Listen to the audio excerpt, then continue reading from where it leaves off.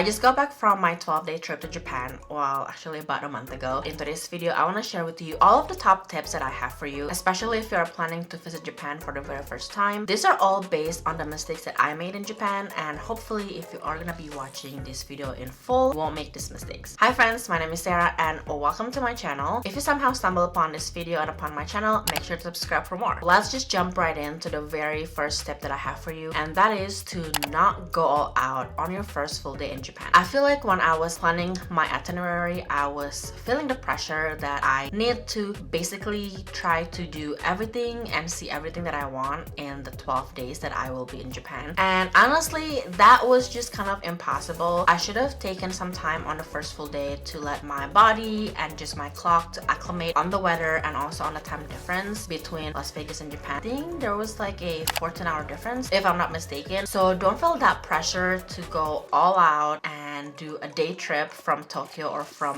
whichever city you're gonna be in Japan for the first leg of your trip, because it's gonna take a toll on your body and I feel like it might put a damper on your whole trip. I would highly recommend for you to just take some time on the first full day to get acclimated to everything. Maybe you want to make sure that you know how to take the train from wherever you are. You also want to make sure that you are adjusted with the climate. Maybe you are gonna go in like the opposite season from where you are living. Actually in Vegas it was kind of the fall, but it was not as cold as it would be in Japan, so I feel like giving one day for my body to acclimate to the weather would be better. That being said, we still had so much fun in Yokohama. That's where we went on the first day. We get to see the Gundam factory, we get to go up the Yokohama Marine Tower, and we also get to eat spaghetti Neapolitan at Hotel New Grand, which is where the spaghetti Neapolitan was created. But I feel like if we were to do that on the second or maybe third day of our trip, it would be so much better. The second tip that I have for you is regarding observation deck. There are a ton of them, I feel like, across Japan. There are a handful in Tokyo, there are maybe a couple in Osaka and Kyoto. There are some that are free, there are a lot of them where you can pay for the experience. However, the major tip that I have for you is to not go when it gets dark, which is what we did. And this experience particularly happened when we went to Shibuya Sky. It was completely dark, however it was still pretty because it had 360-degree view of Tokyo, and when the sun has set, everywhere in Tokyo was just lit up with lights and it was still pretty to see. But if you want to take pictures for social media like everybody does, do not go at night because it was too dark. You definitely cannot see yourself in the pictures or videos. I would highly recommend going maybe an hour or two before the sun sets, what people call the golden hour, which is sometimes the ticket at Shibuya Sky is kind of hard to come by, so make sure to reserve those time tickets for Shibuya Sky, especially way in advance. So the next tip that I have for you is kind of related to reserving your ticket in advance because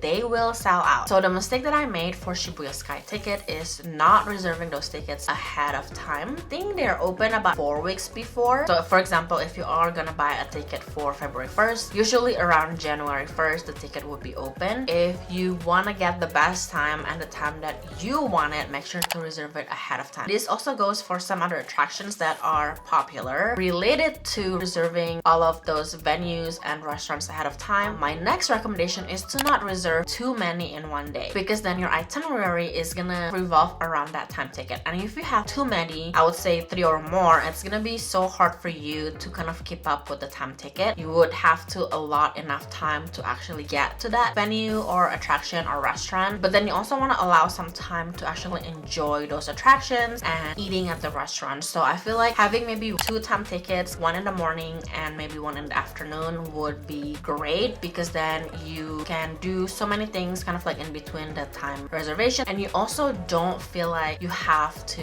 rush into all of the things that you reserve. Those cost money, so you want to make sure that you do get to enjoy them. The next tip that I have for you, again, this is based on personal experience, and that is not to bring a brand new pair of shoes to Japan, because even though you are gonna be taking the trains, you are gonna be hopping on Shinkansen, you would still need to walk from your hotel to the station, and then from the station to your actual platform. And the station in Tokyo in general is pretty big. There are so many different exits that you can get into and get out of, and sometimes they're not really close to where you want to be if you exit from the wrong exit. If you are gonna be bringing a brand new pair of shoes, make sure you break it in at least a month or two before you go to Japan. Your feet will thank me, because trust me, when people say that you might walk 20,000 steps a day, they're not lying, because I probably walk that much. So make sure to break in your new shoes way in advance, or just bring an old pair of shoes you know would be very comfortable when you walk 20,000 steps a day. So the next tip that I have for you is to actually pay attention to your map, because this is also based on our experience.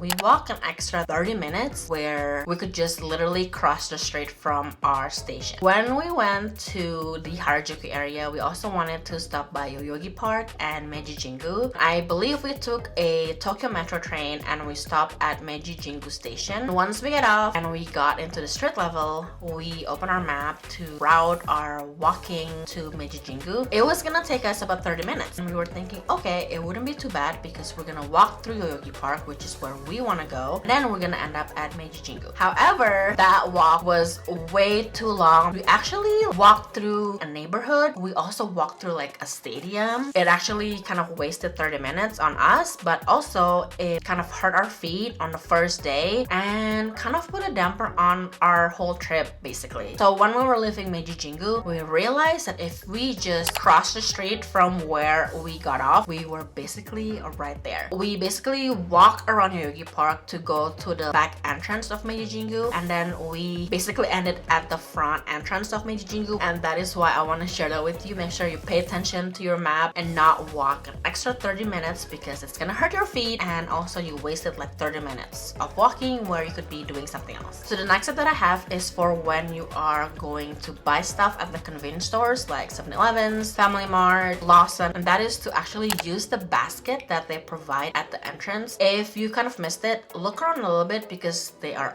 always there. Don't put the stuff that you want to buy in like a shopping bag or your tote bag. I actually carried a tote bag with me in like my day pack. Usually in the US, when I do go grocery shopping, I sometimes also bring my reusable tote bag, and then I would just put all of the stuff that I want to buy in the bag, and then when I get to the cashier, I would dump everything out, and I make sure that I don't leave anything inside my bag. So that's what I did in 7-Eleven, I want to say, and the store clerk, she didn't really get mad at me, but she was just telling me, next time make sure to use the basket, don't use your bag, because that is just how things are. That actually happened maybe 2 times because I forgot. So make sure that if you are going to a convenience store, or any store for that matter that have a basket right by the door, use that basket to put all of the stuff that you want to buy and then bring it to the cashier that way, and nobody gets mad at you. The next few tips that I have for you, I feel like you probably have heard of on YouTube, especially if you are researching for your own trip, and I can attest to you that all of those that you heard are true. The next tip is to bring a hand towel with you. I can probably count with my hands how many public restrooms have actual paper towels. Sometimes they don't even have hand dryer. If you don't have a hand towel, you would have to do manual drying. So many people actually have said to bring a hand towel, because not a lot of public restroom in Japan actually have something that can help you dry your hands. I actually went to Daiso and I got like a couple hand towels. I think it's probably like 100 something yen. I used it throughout my trip in Japan. One thing that I want to mention, when you are asking someone for a restroom, the more common term I feel like is toilet for restroom. So if you are used to asking for restroom or washroom, they might not recognize that word immediately, but if you do use toilet, like ask for where the toilet is, they would know right away what that means. This next tip is kind of related to the hand towel, hand washing situation, and that is to bring hand sanitizer with you, because not all of the public restrooms actually have soap. Another thing that I would also highly recommend, instead of using the hand sanitizer gel, is to buy hand sanitizing wipes at Daiso. I think I got a 2-pack for 100 yen, and I think I bought 4 packs total for my 12-day trip. So that is just something that maybe if you already are going to Daiso for the hand towel, might as well get some hand sanitizing wipes. Last but not least, it has something to do with cleaning your hands and stuff like that. Just FYI, I feel like anytime you eat out at a a restaurant or even at a food court, or maybe if you are going to eat some street food in Japan, they don't really give out napkins freely like how it is here in the US at least. So when you do go to Daiso to get your hand towel or your hand sanitizing wipes, make sure you get what they call paper handkerchief. That actually comes in handy for me and Ricky when we are eating anywhere in Japan. When you look around, nobody really asks for that. They probably give you